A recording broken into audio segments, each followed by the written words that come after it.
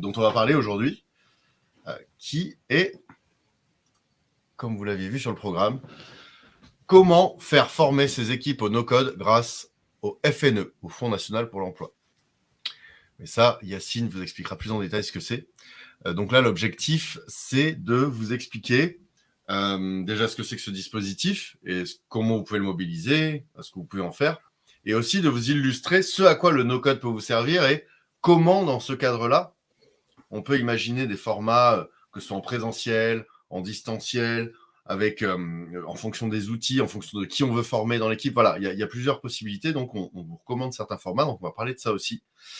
Et pour commencer, je me présente, je suis Erwan Kézard, cofondateur de Contournement, sachant que chez Contournement, tout simplement, on fait des formations aux outils no-code, qui sont les outils qui, comme on va le voir, permettent de réaliser des sites web, des applications, des solutions internes numériques sans savoir coder. Ce sont des nouveaux outils qui vous permettent, même si vous n'êtes pas technique, de vous créer vos propres outils numériques pour être plus productif, plus efficace au quotidien dans votre travail, et c'est ce dont on va parler. À côté, on crée beaucoup de ressources gratuites, on communique beaucoup à la communauté no-code, que ce soit sur YouTube, sur notre podcast, etc. On fait afin que les gens puissent rapidement mettre les mains dans le no-code, même sans financement, notamment avec une formation gratuite qu'on met à disposition. Et à côté, on lance des projets, des side projects, c'est-à-dire à côté de Contournement, comme la première plateforme d'offres de jobs sur le métier du no-code, No-Code Jobs, qu'on a lancé assez rapidement, parce qu'en no-code, on peut sortir ce genre de choses rapidement. Donc, je suis cofondateur de Contournement et je suis avec Yacine. Eh bien, bonjour. Donc oui, je suis Yacine et donc moi, je suis chef de projet formation et qualité au sein de Contournement. Et du coup, je prendrai le relais sur la partie qui concerne un petit peu plus présenter le dispositif du FNE en lui-même pendant cette session d'information. Exactement. En fait, quand ça parlera de no-code et de contenu de formation, c'est surtout moi qui parlerai. Et quand on parlera plus sur le dispositif et le côté plus technique de la formation professionnelle, ce sera Yacine. Donc, on se passera le micro. Tout à fait. On alternera.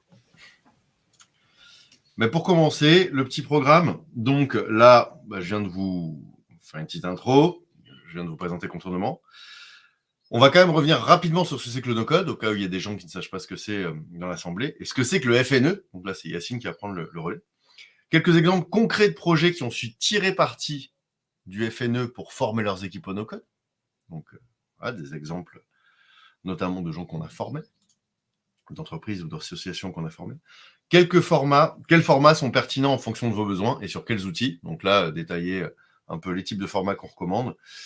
Et les conditions d'éligibilité, ainsi que quelques mots sur le dossier de demande pour voir si ça vous intéresse, comment franchir le pas du FNE, sachant que c'est un dossier assez léger à constituer, mais qu'il y a quand même des petites étapes à connaître.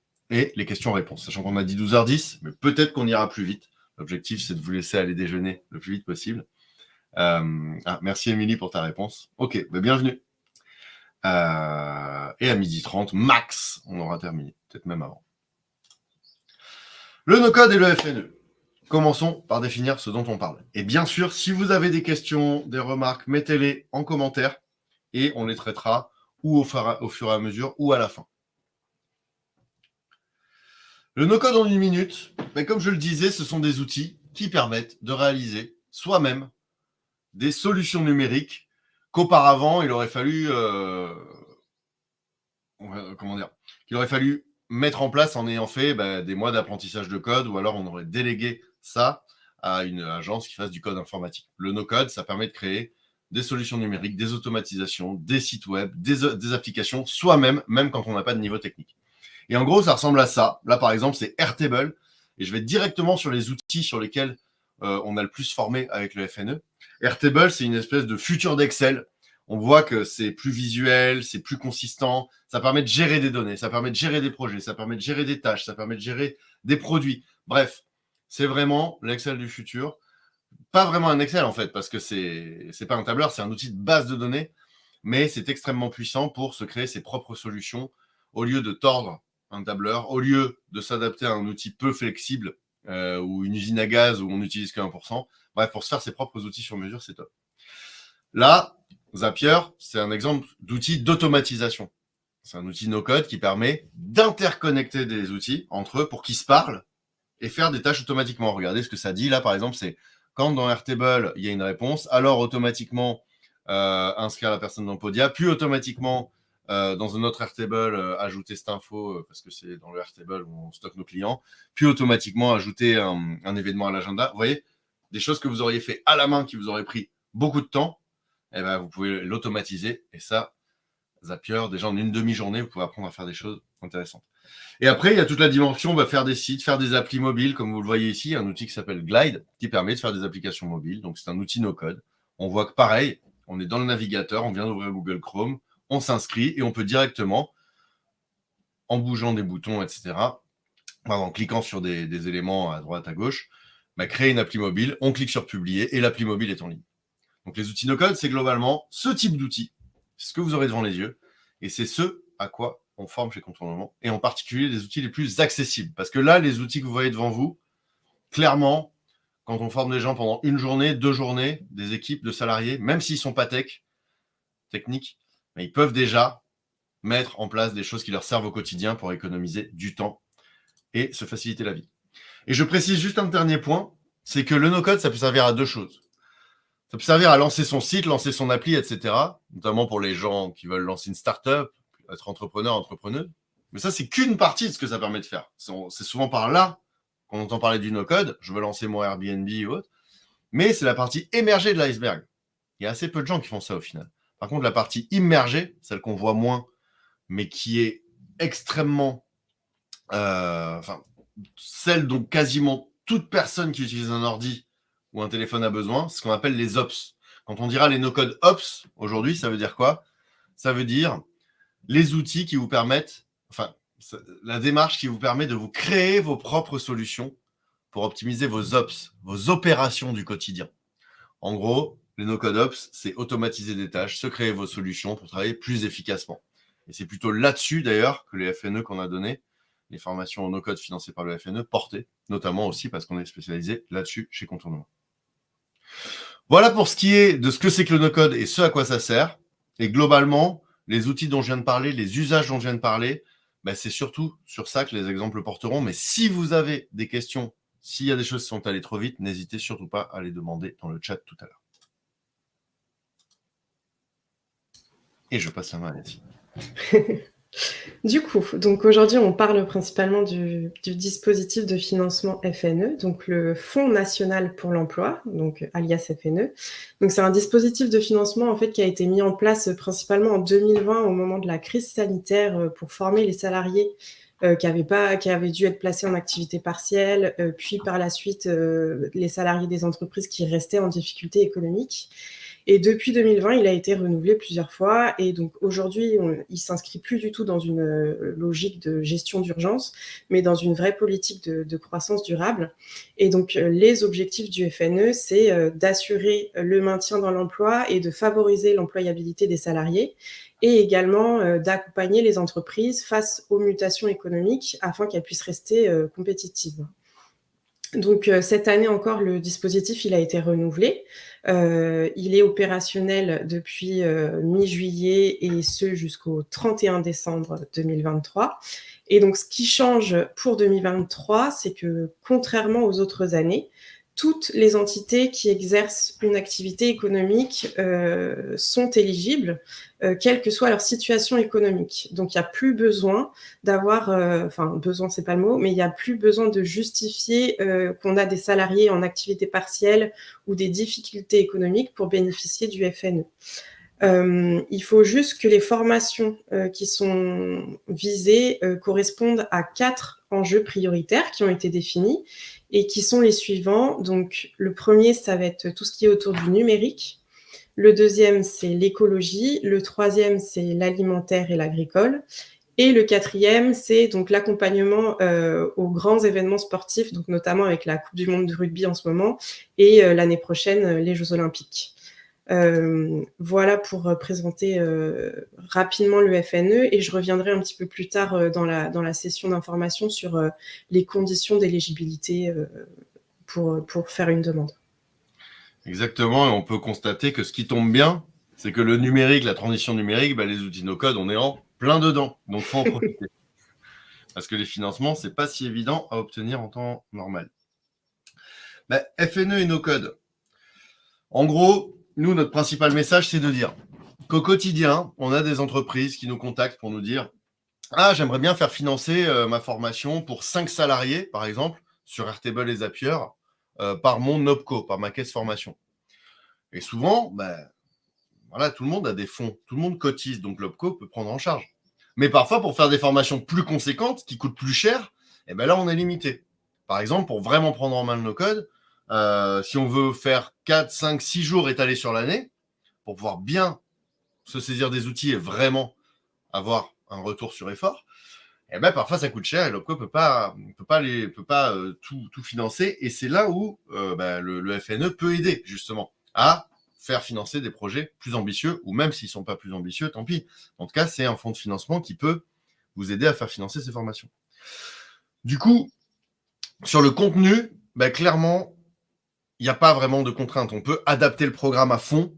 Ça peut être des programmes qui sont sur mesure, que vous trouverez bientôt sur notre site, dans notre catalogue. On va bientôt avoir un catalogue, c'est-à-dire, je sais pas, une journée sur Airtable, une journée sur Zapier, ou alors en présentiel, ou alors une formation en ligne sur Make. Bref, on a un catalogue déjà prêt, sur étagère, du prêt-à-porter, quoi. Mais on peut aussi faire du sur-mesure, des contenus qui soient spécifiquement faits pour vous. Parce que dans la FNE, ça finance de l'ingénierie pédagogique. Ça veut dire quoi? Ça veut dire que si vous avez vraiment besoin qu'on construise tout un programme autour de votre problématique d'envoi de newsletter avec un outil comme Brevo, on peut certainement faire des choses sur mesure faire exactement le programme qui vous convient en mettant un peu de Zapier, un peu d'Airtable, beaucoup de Make ou autre. Au-delà du fait que ces programmes soient adaptables et sur mesure, et qu'on puisse faire du sur mesure, il peut y avoir des modalités variées. Ça veut dire quoi? Ça veut dire que on peut faire cette présentation en présentiel, physique, dans une salle, dans la même salle, en face à face, avec des vrais gens dans des vraies salles. On peut aussi le faire en téléprésentiel, c'est-à-dire formation en classe virtuelle via Visio. Donc ça, c'est deux formats qu'on adore chez Contournement parce que ça permet de vraiment avoir une interaction, que les gens restent motivés parce qu'il y a un rendez-vous tel jour, telle heure, où on passe une demi-journée à se former ensemble ou une journée. Mais on peut aussi faire de la formation en ligne, en autonomie. Sachant que, si vous allez sur notre site, vous voyez nos formations en ligne sur plusieurs outils, elles sont complètes et ça permet d'avancer à son rythme. Ça, c'est plus adapté pour certaines entreprises où on va dire que les gens, par exemple, ont du mal à tous se retrouver le même jour. Ils peuvent apprendre chacun de leur côté en ligne et puis avoir des demi-journées de coaching. On peut ajouter ça par-dessus. Donc voilà, on s'adapte à vos contraintes. Ou alors parfois, quand on a des équipes à travers toute la France, le téléprésentiel, le présentiel à distance, ça permet de faire que les gens de Marseille, de Lyon et de Bordeaux puissent suivre la même formation la même journée. En termes de rythme et de durée, ça pareil, hein. Comme je disais, on peut utiliser le FNE pour vous faire former une journée ou 2 journées, juste pour faire vos premiers pas, prendre en main les outils et tout. Comme on peut faire des programmes de, 6 jours étalés sur l'année pour que vous montiez en compétences progressivement et au fur et à mesure de vos besoins quand vous mettez en place vos vrais projets dans la vie réelle. Donc, ça, que ce soit de l'intensif, que ce soit de l'étalé, vraiment, on s'adapte aussi parce que tout le monde n'a pas les mêmes disponibilités ni les mêmes objectifs. Donc, ça, là-dessus, à discuter. Et en tout cas, le FNE permet de faire ça. Ça tombe très bien. Et aussi, le FNE permet d'étaler jusqu'à 1 an la formation, ce qui n'était pas le cas avant. Avant, il fallait que ça termine avant la fin de l'année. Là, ça donne une marge de manœuvre qui est très confortable.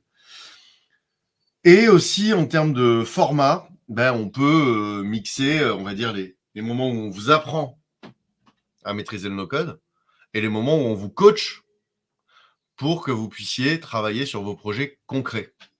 C'est-à-dire, nous, dans notre PME de 20 personnes, on veut faire former 10 personnes pour pouvoir réaliser un outil où on gère à la fois nos clients, notre flotte de véhicules et, par exemple, les rendez-vous de nos prestataires. Et ça, vous vous formez au no-code, vous commencez à réaliser. Et derrière, nous, on peut continuer à vous former, à vous coacher pour vous faire avancer dans ce projet parce que vous allez vous retrouver bloqué par moment et c'est normal. Et pour continuer à progresser tout en atteignant aux vrais objectifs, en ayant vraiment quelque chose qui sorte et qui soit utilisable très rapidement aussi. Quand je dis que vous commencez à bosser dessus, normalement, quand vous formez 1 ou 2 jours, vous pouvez déjà commencer à faire la première brique utilisable de votre projet. Petit à petit, il faut le faire évoluer. Et pour ne pas vous laisser tout seul dans la jungle, eh ben, on peut vous accompagner avec du coaching. Quelques exemples concrets, très rapidement, d'entreprises et d'associations qu'on a accompagnées via le FNE. Il y en a une, il n'y avait pas le FNE derrière, mais c'est pareil. Pour vous donner des exemples. Mais la Mednum, c'est par exemple une coopérative qui gère 110 sociétaires. Ils sont dans la médiation numérique et tout un tas de domaines connexes. Et en gros, grâce au FNE, on leur a donné 3 jours de formation présentielle, plus 1,5 jours de coaching, et nos supports de formation en ligne, en e-learning, en complément, pour qu'ils puissent aussi revenir sur les points où ils ont des blocages a posteriori. C'est-à-dire, ah tiens, je sais qu'on a déjà vu ça avec contournement en présentiel, les lookups, je vais revenir dans la formation en ligne pour me rafraîchir la mémoire, pour complémenter le présentiel. Mais avec ce format-là, étalé sur plusieurs mois, elles ont réussi à se créer un outil avec Airtable pour gérer leurs 110 sociétaires, pour leur envoyer des publi-postages, des emails en collectif. Elles se sont fait leur propre calendrier édito sur mesure et elles se sont fait tout un système de notifications ciblées à l'équipe en fonction de, par exemple, je ne sais pas, s'il y a telle personne qui écrit à tel membre de l'équipe, il faut qu'un tel ait une notif automatiquement dans le chat. Ouais, elles se sont fait une notification automatique. Et avec Notion, elles se sont carrément fait leur outil de gestion de projet du quotidien. Et à la base, elles ne savaient pas no coder. Mais déjà, elles étaient appliquées, elles étaient assidues. Et ça fait que là, ce qu'elles se sont développées, ça leur a évité, je ne sais pas, moi, peut-être plusieurs dizaines de milliers d'euros de développement si elles l'avaient confié à un prestataire, qu'elles n'auraient certainement pas eu. Et ça leur a permis d'aller vite et d'adapter en fonction de leurs besoins. Donc, un très bon exemple d'accompagnement réussi où le FNE a permis de financer plus de jours que ce qui aurait été possible en temps normal. Vivrager, c'est un très bon exemple, j'allais dire une bonne aventure aussi. Je vais vous expliquer pourquoi. Vivrager, c'est une entreprise de service à la personne traditionnelle.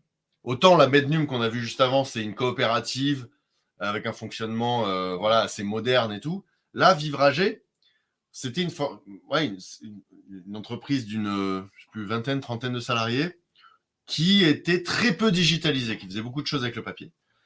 Et l'objectif, ça a été, dès le premier jour, de montrer à une partie de l'équipe qui n'était pas forcément très motivée pour digitaliser que le no-code, ça pouvait servir. Donc, on a tout de suite fait la formation sur Airtable, on leur a appris à faire des formulaires, et leur premier exercice, ça a été de digitaliser tout ce qu'ils faisaient en papier, des prises de brief des personnes âgées, prises d'expression de besoin, etc. Et au bout d'une demi-journée, ils avaient déjà des choses qui étaient utilisables sur le terrain par les commerciaux. Et là, tout le monde a été convaincu. Donc, ça a lancé un peu la cadence. Donc, quand on vous dit qu'on peut faire du sur-mesure, c'est ce genre de choses. Là, dans cette société, on s'est dit, tiens, avec quelque chose qui serve, qui soit applicable, sinon, il y a une partie de l'équipe qui ne va pas être motivée. Et de fil en aiguille, avec Airtable, Notion et tout, ils se sont carrément créés tout un tas de systèmes. Là, j'ai copié-collé les témoignages qu'ils nous avaient fait. En 3 jours de formation en no-code, nos équipes ont pu se créer leurs propres solutions, outils de gestion des demandes clients, notifications automatiques, plateforme de gestion de la flotte de véhicules, etc. Des dizaines d'heures économisées chaque mois en évitant des mois d'attente et des milliers d'euros de prestations externes. Ce n'est plus de la science-fiction. Il a même ajouté que, en dessous, là, dans un mail, il me disait qu'ils avaient réussi à carrément développer un logiciel métier alternatif capable d'organiser plus de 6000 interventions dans le mois. Et là, ça me fait écho à un jour où le formateur arrive et tout le monde était en panique parce que leur logiciel métier traditionnel était tombé en rade. Donc, toutes leurs interventions du week-end, il fallait qu'ils s'organisent pour les réorganiser. Et en une journée avec Notion, ils ont appris Notion tout en travaillant sur leur propre galère du moment. Et c'est pour ça qu'on a appelé ça en haut dans le titre l'opération Ops Busters. C'est-à-dire que comme les Ghostbusters, on est intervenu en urgence, en mode no-code ops. Ils ont réussi à rétablir tout un tas de choses qu'ils n'avaient plus, parce que leur logiciel est resté en panne pendant 2 semaines. Et les 6000 interventions au mois, ce dont ils parlent, c'est parce qu'ils ont continué à utiliser ce qu'ils avaient créé sur Notion. Donc un très bel exemple de sauvetage par le FNE. Et un dernier exemple qui n'était pas financé par le FNE, mais ça aurait pu. Avast Market, donc grosse agence de communication, qui, en gros, n'avaient pas le temps. C'est une grande entreprise, ils avaient des problèmes à résoudre au quotidien, de tâches répétitives à automatiser, etc. Mais ils étaient quand même super motivés. Donc, ce qu'on a fait, c'est une masterclass d'1h30 de découverte. Ensuite, donc je leur ai fait découvrir le panorama du no-code, ce à quoi ça servait, etc., quels sont les outils.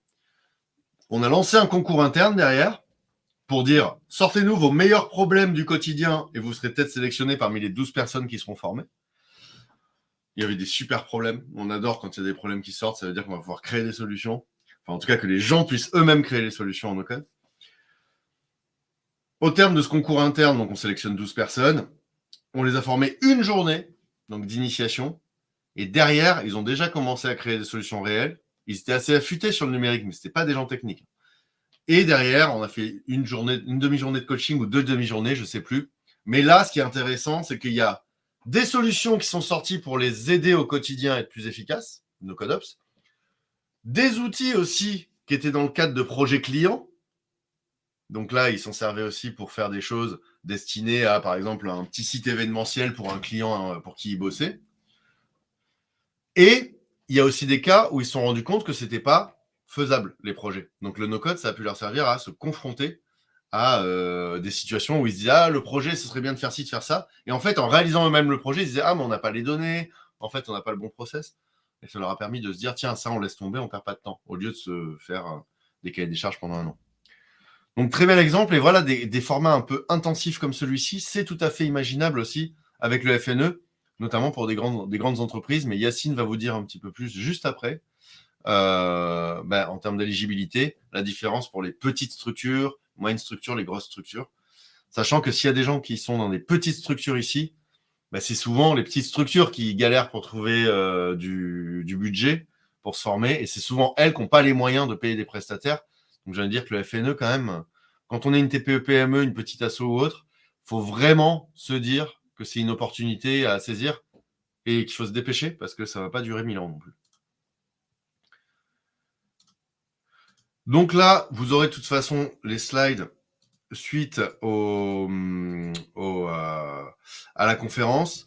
Que ce soit des initiations d'1 à 2 jours, que ce soit des formations plus approfondies de 3 à 5 jours, voilà, tout est possible en fonction de vos objectifs. Et en plus, vous pouvez donc ajouter, comme je le disais, des séances de coaching pour aller plus loin ou des formations en ligne pour pouvoir compléter ce que vous avez vu en présentiel ou revenir dessus plus tard, voire juste vous former avec les formations en ligne. Donc, en fonction de... Oui, j'avais ajouté ça aussi parce qu'en fonction du temps que vous avez, il faut aussi dimensionner ce que vous demandez. Il y a parfois des structures où ils se disent on va faire 10 jours de formation alors qu'ils n'ont pas le temps et qu'ils n'ont pas la motive ou pas les moyens. Faire attention, il vaut mieux être plus réaliste et se dire on va juste faire 1 ou 2 jours. Ou à l'inverse, des structures qui nous disent waouh, en 2 jours on va tout faire. Non, non. Là, il faut profiter du FNE, plutôt faire 4, 5, 6 jours et vraiment vous former. Sinon, vous allez vite avoir des limites. Et sur les outils, je les ai un peu tous cités. Airtable pour les bases de données, Software et Glide pour faire des sites, des applis, des interfaces, Zapier et Umake pour automatiser, et Notion pour se faire des outils de travail interne, des espaces collaboratifs sur mesure, et aussi NoCode x IA.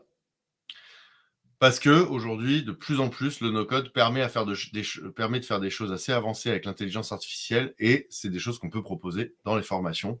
Et déjà, en une demi-journée, on peut apprendre à faire plein de choses. C'est pas que pour la science-fiction ou les ingénieurs ou les extraterrestres, l'intelligence artificielle. Au contraire, même dans sa PME, on peut faire des choses redoutablement efficaces depuis peu de temps. Alors, pour revenir un petit peu sur les conditions d'éligibilité pour bénéficier du FNE, donc comme je le disais tout à l'heure, cette année, la différence, c'est que toutes les entités qui exercent une activité économique, quel que soit leur statut, peuvent mobiliser le FNE Formation pour former leurs salariés.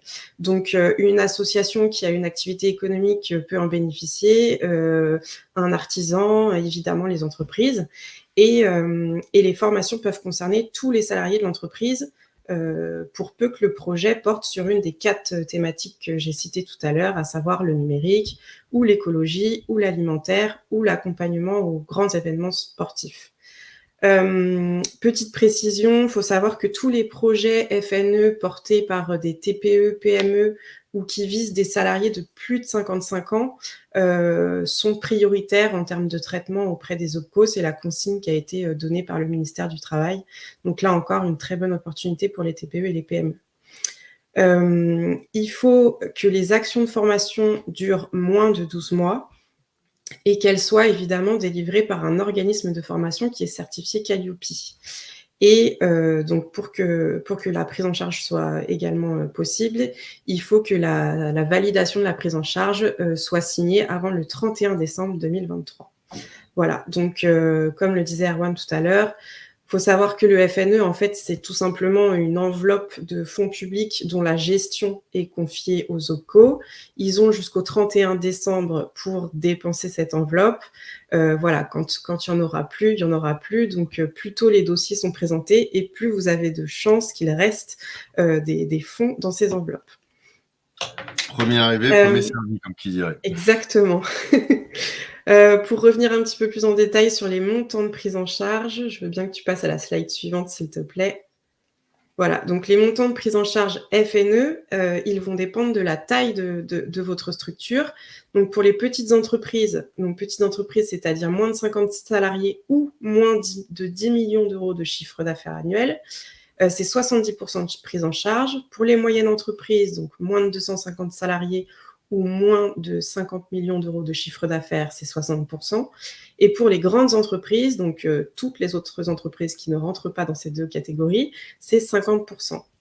Il faut savoir que vous pouvez voir avec votre OPCO s'il est possible de compléter donc, ce pourcentage de prise en charge par d'autres fonds du type fonds conventionnels ou l'équivalent des versements volontaires.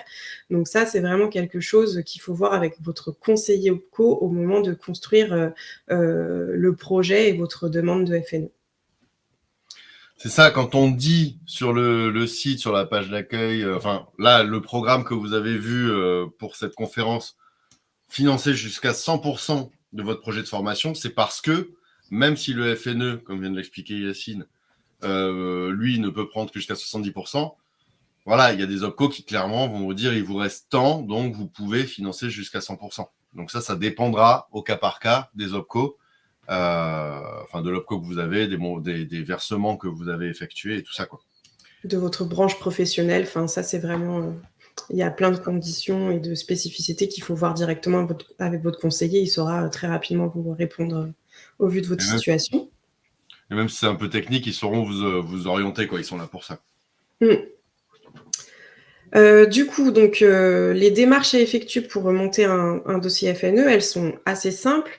La première étape, c'est d'abord d'établir un projet de formation avec l'organisme de formation. Donc, c'est-à-dire qu'on va étudier votre besoin de monter en compétences, vous proposer un programme de formation correspondant avec une durée, un tarif. Et donc ça va constituer un petit peu le projet que vous pourrez présenter à votre OPCO. La deuxième étape, même si certains OPCO ne rendent pas celle-ci obligatoire, moi je conseille toujours de prendre contact avec votre conseiller OPCO, un petit rendez-vous téléphonique pour lui expliquer le projet de formation et vous assurer avec lui de l'éligibilité. Et surtout, justement, c'est l'occasion également de discuter de comment peut être financé le reste à charge. Donc vraiment, toujours très important de vous mettre en contact avec votre OPCO le plus rapidement possible pour que les choses soient fluides ensuite par la suite. Une fois que vous avez un petit peu validé votre projet de formation avec nous, avec votre conseiller, il faut ensuite saisir une demande de prise en charge. Donc pour ça, les OPCO, ils ont mis en place des espaces dédiés sur leurs différents sites internet. Donc quand vous allez saisir cette demande de prise en charge, il faudra remplir un formulaire de demande de subvention. Dans ce formulaire, vous allez indiquer donc les informations administratives de votre structure, les informations relatives à la formation que vous envisagez et aussi les informations qui concernent les stagiaires qui sont visés par la formation. Et vous allez devoir également joindre le devis le devis qu'on vous a établi, ainsi que le programme détaillé de la formation. En termes de délai de traitement sur les demandes de dossiers FNE, les OPCO s'engagent quand même sur des délais de traitement courts. Ils communiquent surtout sur des délais de 10 à 15 jours. Là encore, très important de vous mettre en contact avec votre conseiller, puisque si c'est une formation qui doit être mise en place très rapidement, enfin voilà, il peut accélérer l'étude du dossier. Enfin voilà, toujours se mettre en lien avec son conseiller, c'est toujours une bonne idée pour faire accélérer les choses. Mais on reste quand même sur des délais de traitement très courts et aussi tout simplement puisque c'est un dispositif qui finit dans quelques mois. Et puis, une fois que votre demande est validée, l'organisme de formation se charge de facturer directement à votre OPCO la partie qui est prise en charge par le FNE. Donc pareil, vous n'avez pas à avancer les frais de formation qui sont pris en charge par le FNE. C'est nous qui nous mettons directement en lien avec votre OPCO.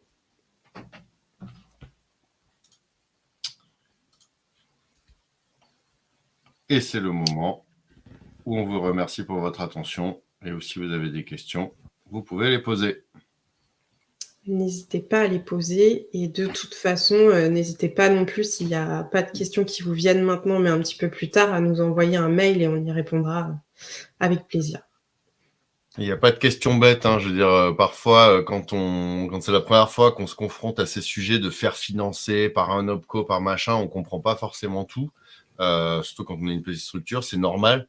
Donc, même s'il y a des choses dont on a parlé et que vous n'avez pas tout à fait compris, voilà, n'hésitez pas parce que c'est tout un jargon et tout. Donc,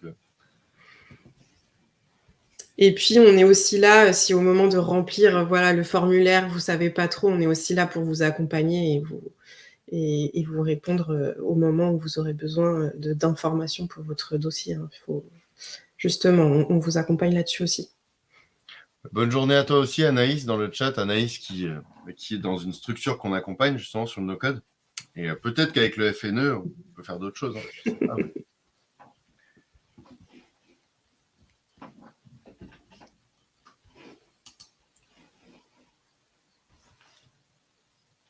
On attend une petite minute ou deux, et si on voit qu'il n'y a pas de questions, on pourra aller déjeuner, toutes et tous.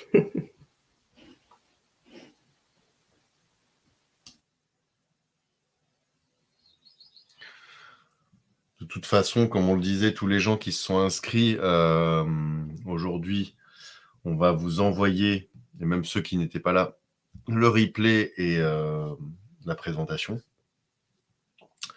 Vous pourrez revenir sur ces infos et revenir vers nous. Alors, je viens vous embêter un petit peu. Je suis désolé, on a un petit problème. Le chat YouTube fonctionne pas bien. Ah, Voilà.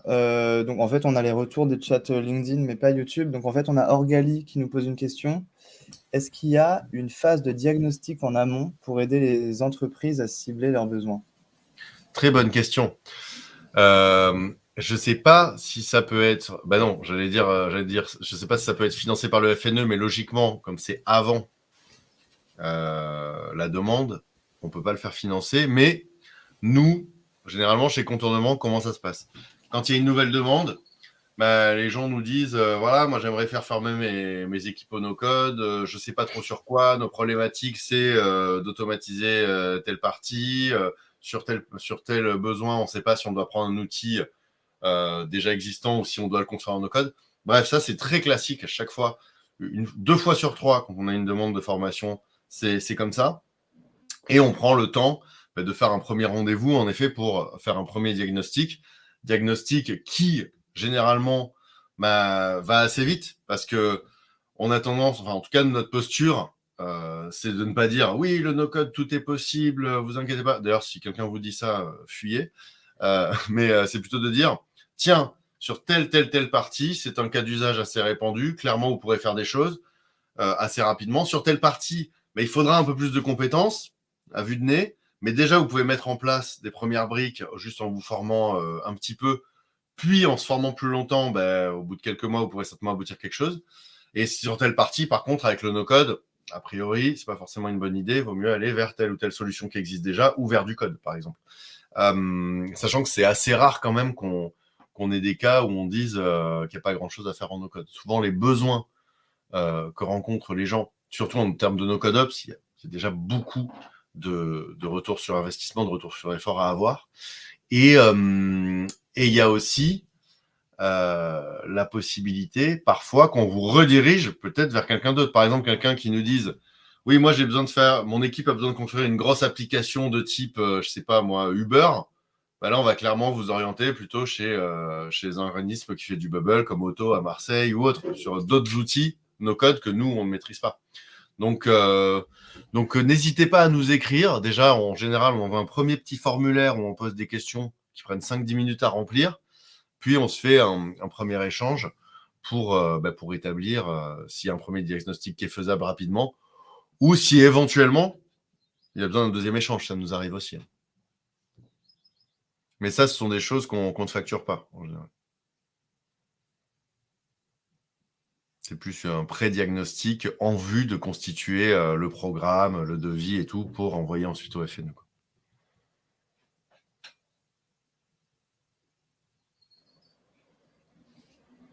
D'ailleurs, si vous voulez juste nous écrire là sur l'adresse qui s'affiche sur formation.contournement.io, on vous répondra d'ici demain avec grand plaisir. C'est très clair. Orgali nous remercie et nous a fait un message. Je lui ai envoyé l'email. Super. Parfait. Merci. Et on n'a pas d'autres questions, que ce soit sur YouTube ou LinkedIn. Eh bien, très bien. De toute façon, voilà, 12h10, parfait. Vaut mieux que ce soit plus court que plus long. Donc, ça fera un replay d'une demi-heure, ce sera plus digeste aussi pour les gens, je pense. Eh bien, très bien, merci beaucoup pour votre présence. N'hésitez pas à nous contacter s'il y a d'autres questions. Et à votre écoute pour passer le cap, pour passer le pas. J'aimerais dire que le FNE, ça permet de faire un bon opérationnel en avant aux structures qu'on a accompagnées. Et on espère que cette année, ça va faire la même chose. Je te coupe, Erwan, on a une autre question de Orgali, du coup. Peut-être qu'on a le temps, 3 minutes. Oui. De la même manière, peut-on envisager des paliers différents de formation pour les salariés dans un même projet? Très bonne question. Jalon 1 pour X personnes, jalon 2 pour Y personnes. Ça veut dire qu'il faudra constituer plusieurs dossiers. C'est-à-dire qu'un dossier pour 8 salariés, un dossier pour 4 salariés. Après, je parle sous contrôle de Yacine, mais il me semble que ça complexifie un peu, mais je ne pense pas que ce soit impossible. Tout est possible, effectivement, s'il y a des stagiaires différents. Ça peut être l'objet de deux propositions en fait de programme, et dans ces cas-là, faut faire 2 demandes, mais vous n'êtes pas du tout limité sur le nombre de demandes de FNE, d'autant plus si, encore une fois, vous expliquez à votre conseiller OPCO le projet au global et que c'est juste deux objectifs différents en termes d'atteinte de compétences. Enfin voilà, c'est pas parce que vous déposez 2 dossiers, enfin vous n'êtes pas limité à un dossier, donc il faut juste structurer les choses en 2 fois, mais ça pose pas de problème. On a déjà vu des dossiers. Je crois que le dossier FNE sur lequel on a formé le plus de personnes, chez nous, c'était une trentaine. Mais il y a des dossiers FNE pour des centaines, je ne sais pas, mais plusieurs dizaines de salariés, c'est sûr. Enfin, oui, de toute façon, ce n'est pas limité. Donc, et là-dedans, on peut faire des sous-groupes. Ouais. Eh bien, écoute, elle est satisfaite. Et j'ajoute juste quelque chose sur votre question. C'est très pertinent aussi parce que souvent, ce qu'on dit, c'est que tout le monde n'est pas obligé de devenir expert ou expert no-code. D'ailleurs, expert, il faut des mois, voire des années. Si l'idée, c'est qu'il y ait un groupe, d'ailleurs, ça, j'en ai pas trop parlé, mais un groupe de 10 personnes qui a besoin d'être formé un jour sur Airtable et une journée sur Notion pour s'en servir, on va dire de manière assez simple, basique, mais qu'à côté, on veut former 4 personnes sur un niveau plus avancé pour que ces personnes-là aident les autres, on trouve que c'est plus pertinent. Sur 12 personnes qu'on forme, en général, c'est rare que tout le monde devienne actif sur le no-code après. En général, il y a 2, 3, 4 personnes qui vont se prendre de passion pour ça, qui ne sont pas toujours les gens techniques, d'ailleurs même en général pas les gens techniques. Et puis les autres qui seront contents de s'être formés, qui vont l'utiliser au quotidien, mais sur des choses moins avancées, quoi. Donc, qui vont moins être en train de créer des outils pour les autres. Souvent, celles et ceux qui se forment plus vont souvent créer des solutions pour les autres. Ceux qui se forment moins, ils vont se créer des solutions pour eux-mêmes au quotidien. Par exemple, dans Airtable, ils vont se faire des bases de données avec des vues, des relations, des petites automatisations, mais ils ne vont pas commencer à architecturer des choses pour toute l'équipe. Ce que seront par contre capables de faire des gens qui se seront formés plus de jours.